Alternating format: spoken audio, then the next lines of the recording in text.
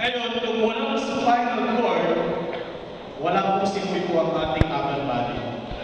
Kaya kailangan po natin alamin paano ba nagkakaroon ng injury he or she at paano ba ito mag-prevent. What is in the back? Hindi ko i-discuss masyado kasi mostly medical term. I'm not a medical practitioner. Ang ipopokus lang po natin, back injury. What is in the back? Check natin. Ito po yan.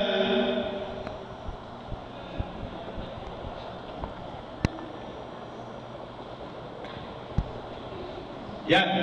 What is in the back? The spine is in the back. There is three natural curves, the lumbar spine, the spinal segment, vertebrae, and the disc. Hindi ko na po explain ko lang mahaba, inuulit ko lang sa inyo.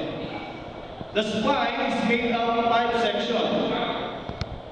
May kumokontra sa likod.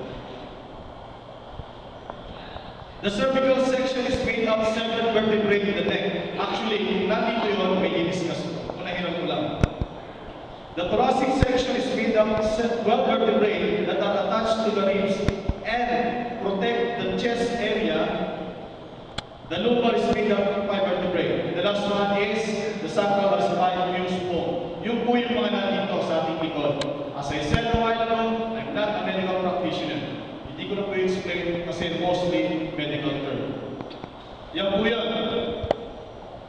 Imagine, yan po yung ating spine. Ito, from the upper torso, and this is from the neck. Yan po ang nasa likod natin.